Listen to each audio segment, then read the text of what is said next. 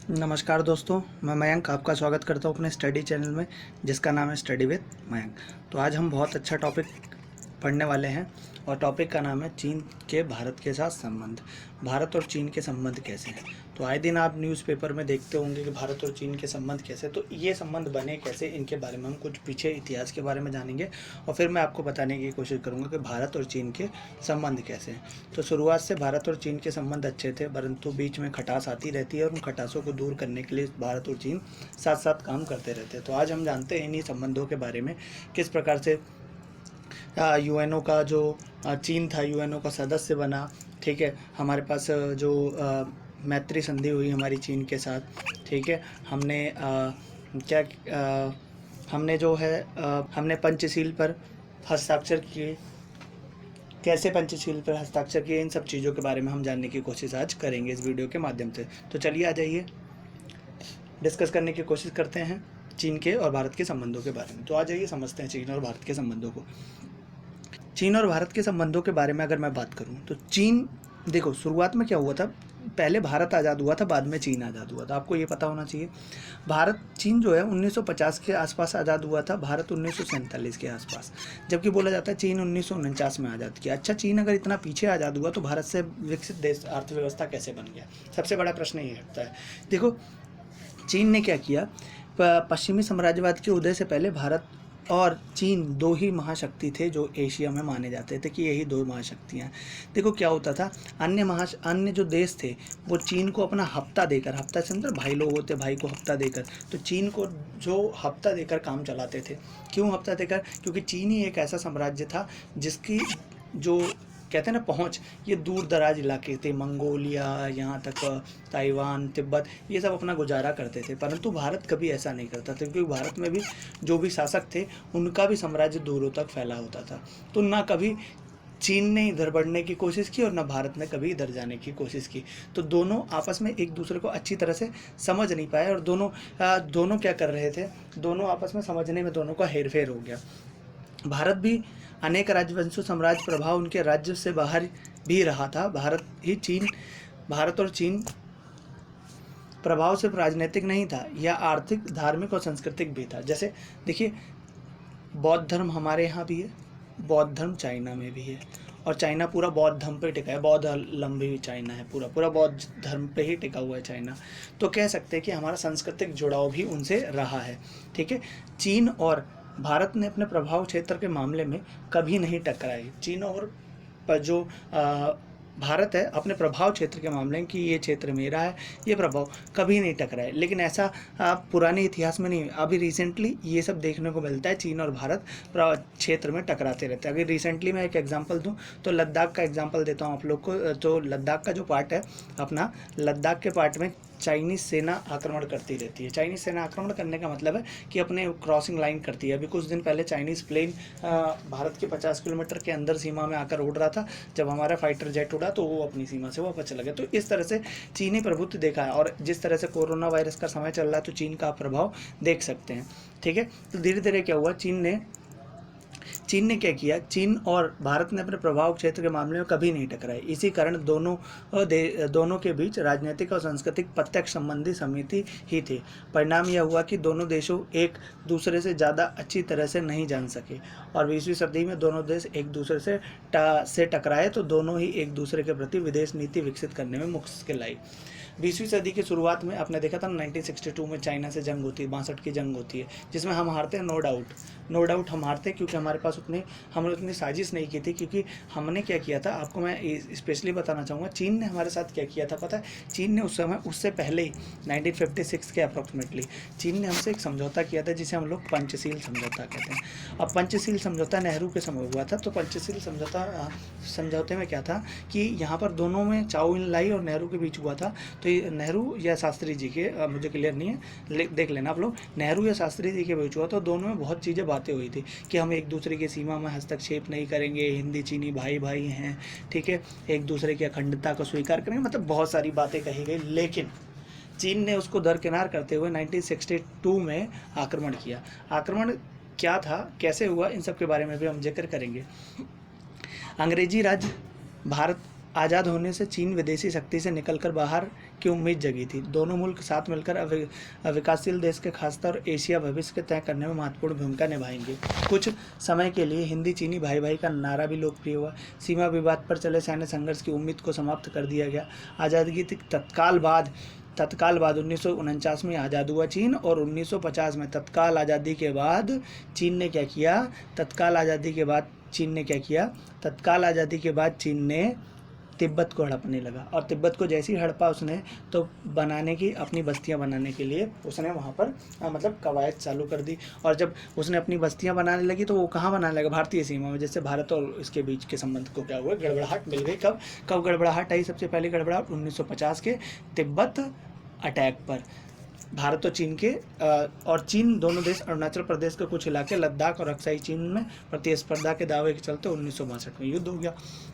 और यही कि तिब्बत का ये पार्ट है, ये उसका पार्ट है, ये उसका पार्ट है, इस तरह से दावे के चलते खाली जम्मू कश्मीर आज भी वो बोलता है कि हमारा है, जम्मू कश्मीर हमारा है। तो इसको हम समझेंगे कैसे ये सब विवाद होते हैं, तो बाद में जानेंगे इन सबके बारे में। तो उसने अपना जम्मू कश्मीर, तो दावे के चलते हमारा चीन और भारत के बीच में क्या हो गया? जंग हो गई। और चीन और भारत के बीच में जब जंग हुई तो 1962 के युद्ध में भारत को सैनिक पराजय झेलनी पड़ी, और भारत और चीन के संबंधों में दीर्घकालीन असर पड़ा, मतलब एकदम खटासा गया। और 76 में दोनों देश के कूटनीतिक संबंध समाप्त ही हो रहे थे।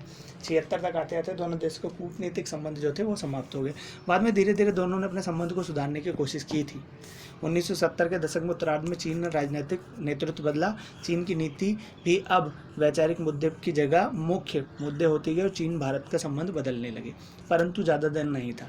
आज अगर हम बात करें आज के संबंधों की, तो आज भी चीन का संबंध उतना अच्छा नहीं है भारत के साथ जितना होना चाहिए। नेबरिंग कंट्री है चीन, इसमें नो डाउट है, परंतु हम उसके दाग को भूल नहीं पाते कभी। ये नेबर होकर भी कहते हैं ना, पड़ोसी की छुरा मारता है, तो ये चीन वही है। चीन कैसे नहीं, सी पैक बनवाकर पाकिस्तान में, ठीक है, अभी रिसेंटली का मामला नेपाल को उकसाकर, नेपाल जो हमारे साथ ट्रीटी कर चुका है उसको बताने की कोशिश कर रहा है कि ये आपका पार्ट नहीं है। तो मतलब हम ये कह सकते हैं चीन, आज डिपेंडेंसी हमारी चीन पे बहुत है, क्योंकि हम जितने भी अभी जेनरिक दवाएं आप जानते होंगे, तो जेनरिक दवाओं के लिए जितना कच्चा माल आता है हमारे पास चीन से आता है। तो हमारे पास यहाँ पर डेवलपमेंट है। आज जितने टॉयज़ आते हैं सारे मेड इन चाइना है, मोबाइल फ़ोन से मेड इन चाइना है, तो हम आधी ज़्यादा चाइना के ऊपर डिपेंडेंट हैं। तो हमारे आर्थिक रिलेशन तो बहुत अच्छे हैं चाइना के साथ, क्यों आर्थिक हम काम कर रहे हैं चाइना के साथ, परंतु अगर राजनीतिक बात करूँ तो राजनीतिक और सैनिक रिलेशन हमारे अच्छे चाइना के साथ इस समय नहीं है। कुछ पढ़ के आपको पता लग जाएगा। सुधारने के लिए विवाद मामले को छेड़ने के तैयार हो गए। 1981 में सीमा विवाद को दूर करने के लिए वार्ताओं की श्रृंखला शुरू हो गई। ठीक है, शीत युद्ध की समाप्ति के बाद भारत और चीन के संबंध में महत्वपूर्ण बदलाव है। जैसे 1991 में शीत युद्ध समाप्त हुआ तो उसके बाद भारत और चीन के बीच में संबंधों को बदलाव करने की कोशिश की गई। इनके संबंधों को रणनीतिक ही नहीं आर्थिक पहलू भी हैं। दोनों ही खुद को विश्व राजनीति में उभरती शक्ति मानते हैं और दोनों ही एशिया और अर्थव्यवस्था की राजनीति महत्वपूर्ण भूमिका निभाना चाहेंगे। पता है आपको यूएनओ का जो सुरक्षा परिषद है उसका चीन सदस्य कैसे बना? पता है आपको? सुरक्षा परिषद का सदस्य चीन ऐसे बना, क्या होता था उस समय बोला गया कि एशिया से किसी एक देश को नेतृत्व दिया जाएगा। जब एशिया से किसी एक देश को नेतृत्व देना था तो उस समय नेहरू जी ने कहा कि हिंदी चीनी तो भाई भाई हैं, तो एक काम करिए आप चीन को नेतृत्व दे दीजिए। तो चीन क्या बन गया? उधर से वो सदस्य बन गया। दिसंबर 1988 में राजीव गांधी द्वारा चीन का दौरा भारत चीनी संबंधों को सुधारने का प्रयास में बढ़ावा दिया गया। 1988 में राजीव गांधी ने दौरा किया ताकि भारत और चीन के संबंधों को समाप्त किया जा सके और जो सीमा विवाद है वो यथासंभव उसको खत्म किया जा सके। दोनों ने एक दूसरे को सांस्कृतिक आदान प्रदान, विज्ञान तकनीकी के परस्पर उद्योग, व्यापार, सीमा पोस्ट लिखने का समझौते 1999 में देश की सांस्कृतिक आदान प्रदान, विज्ञान तकनीकी और 99 और चीन के बीच 30% सालाना दर बढ़ रहा है। इससे चीन के साथ संबंधों में गर्मजोशी आई है। चीन और भारत के बीच 1992 से 33 करोड़ 80 लाख का डॉलर द्विपक्षीय व्यापार हुआ है, जो आज बहुत बढ़ गया है। 2006 तक ये 18 अरब डॉलर था एनसीईआरटी के हिसाब से 2006, लेकिन अगर 2020 की बात करें तो ये और बढ़ चुका है। इसका ग्राफ बहुत ज़्यादा बढ़ चुका है। परंतु हाल ही में दोनों देश के सहयोग करने के राजी हुए हैं, जिससे विभेद पैदा हो सकते हैं, जैसे ऊर्जा सौदे पर हासिल करना। अभी देखा होगा आपने कि चीन और भारत के संबंध काफ़ी अच्छे नहीं हैं, क्योंकि चीन जब भी सुरक्षा परिषद का सदस्य बनने के लिए चाहता है तो कौन लगा देता है भाई, तो उस पर चीन जो होता है, चाइना। भारत जब बनना चाहता है तो चाइना अपनी वीटो पर शक्ति लगा देता है। उसके साथ साथ हमने मसूद अजहर को अंतर्राष्ट्रीय आतंकवादी घोषित करने की कोशिश की थी, तो चाइना फिर उस पर वीटो लगाता है, जिससे ये साबित होता है कि वैश्विक धरातल पर चीन और भारत के संबंध अच्छे नहीं है। कोशिश हमने बहुत बार की है, चीन और भारत के संबंध अच्छे नहीं है। हम जानते हैं कि 1998 में हमने परमाणु डेवलप्ड हथियार परीक्षण चीन के खतरे के मद्देनजर उचित ठहराया। हमने ये बताया कि चीन से हमें खतरा है, इसलिए हमने डेवलप किया। तो इसी तरह से इसने पाकिस्तान की मदद की और पाकिस्तान को ये कहने को मजबूर कर दिया कि तुम भी कहो भारत से हमें खतरा है, इसलिए हमने भी अपना क्या किया, परमाणु कार्यक्रम डेवलप किया। बांग्लादेश हो गया, म्यांमार हो गया, हर जगह चीन उकसाता रहता है। जैसे बांग्लादेश के हम्बन टोटा और श्रीलंका के कुछ जो बंदरगाह उसे खरीदने की कोशिश करता है, ठीक है। तो चीन इसी तरह से, अब भारत का ग्वादर है, ग्वादर बंदरगाह पोर्ट है, तो अलग अलग चीज़ें से चीन सी पैक बनाकर हमें, चाइना पाकिस्तान इकोनॉमिक कॉरिडोर बनाकर वो हमें घेरने की कोशिश कर रहा है। और भी कहाँ बना रहा है चाइना पाकिस्तान, ये देखिए आप, ये जम्मू कश्मीर का पार्ट है तो ये इससे ले जा रहा है, जबकि ये तो वो एरिया है ना, क्या कहते हैं इसे, डिस्प्यूटेड एरिया है, इसमें विवाद है, तो इसमें कोई कैसे कंस्ट्रक्शन कर सकता है, तो इसीलिए भारत ऑब्जेक्शन देता है। तो चीन को लगता है कि भारत ऑब्जेक्शन करता है और भारत को लगता है चीन ऑब्जेक्शन करता है, जबकि चीन हमारे साथ अच्छे रिलेशन अभी तक नहीं स्थापित कर पाया। हाँ, आर्थिक रूप से हमने चीन के साथ बहुत अच्छे रिलेशन डेवलप किए हैं, लेकिन राजनीतिक रूप से हमारे बीच में, हमारे दोनों मुल्कों के बीच में टकराव की स्थिति उत्पन्न होती रहती है, ठीक है। बावजूद इसके सीमा विवाद सुलझाने के लिए बहुत सारे कार्यक्रम की स्टार्टिंग की गई है, बावजूद इसके सीमा विवाद बहुत सारे सुलझाए गए हैं, परंतु तो मतलब चीन ने ज़्यादातर नई नीतियाँ अपनाई हैं। जैसे दिल्ली का दौरा, दिल्ली, चीन के नेता दिल्ली बीजिंग का दौरा होता रहता है, जिससे लगता है कि दोनों देश के बीच में अच्छे खासे रिलेशन स्थापित हो जाएगा, परंतु ऐसा नहीं। परिवहन संचार मार्ग का सामान्य आर्थिक हित और एक जैसा वैश्विक सरोकार के कारण भारत और चीन के बीच संबंधों को ज़्यादा सकारात्मक तथा मजबूत बनाने में मदद मिली है।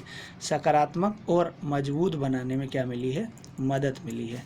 क्या मिली है, मदद मिली है। सकारात्मक और मजबूत बनाने में क्या मिली है, मदद मिली है। और ऐसे ही जानेंगे हम आगे जानेंगे। और तो हम देखेंगे कि अगर आज की बात करूं प्रेजेंट टाइम की, तो आप लिख सकते हैं कि भारत और चीन के संबंध अच्छे नहीं रहे हैं। भारत और चीन के साथ, चीन का किसी देश के साथ संबंध अच्छा नहीं रहेगा सिवाय पाकिस्तान के।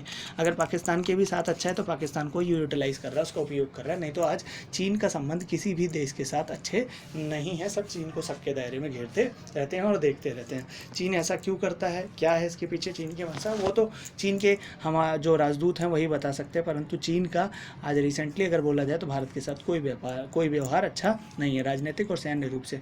चीन ने नो डाउट हमारी आर्थिक संस्कृति हमारे साथ शेयर की है, ठीक है। बहुत सारी विवाद हैं, कुछ एक दो विवाद को मैं अब थोड़ा बता देता हूँ। क्या हुआ, चीन विवाद कैसे करता है। 49 में चीन आज़ाद हुआ, 1950 में वो वहाँ पर तिब्बत पर आक्रमण कर, तिब्बत के दलाई लामा ने तब आकर पता कहाँ, भारत से शरण मांगी। तो भारत को रखने के बाद ना, तो उसने कहा कि तुम हमारे जो प्रतिद्वंदी है, तुम हमारा जो दोषी है ना, तुम हमारे दोषी को रखते हो। तो इसी को लेकर चीन और भारत में क्या हो गया, विवाद उत्पन्न हुआ। तो ये तो एक कारण था। दूसरा कारण था कि हम चीन का जो तिब्बत का ऐसा एक मैप से समझाने की कोशिश करूँगा। जैसे ये है आपका, ये जम्मू कश्मीर का ये वाला भाग है, ये वाला पार्ट है डिस्प्यूटी।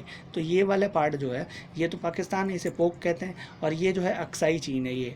तो ये भी चीन ने कब्जा करी है। कब किया, 1962 के युद्ध के बाद कब्जा किया। 1962 में युद्ध हुआ जिसमें हमारी हार हुई, उसके बाद इसने भी कब्जा कर लिया। फिर ये अलग अलग जगहों पर, मानसरोवर रास्ता हो गया, इधर उधर, मतलब विवाद इसका उत्पन्न होता रहता है। तो धीरे धीरे चीन का अगर माना जाए तो चीन हमारे साथ अच्छे रिलेशन नहीं स्थापित करता, और जब चीन अच्छे रिलेशन स्थापित नहीं करता तो भारत भी उसके साथ कवायद की, लेकिन वो अच्छे हो नहीं पाए, ठीक है। अगर आपको वीडियो अच्छी लगी हो तो लाइक ज़रूर कीजिएगा, फ्रेंड्स को शेयर कीजिएगा, ताकि लॉकडाउन के बीच स्टडी ना रुके। धन्यवाद।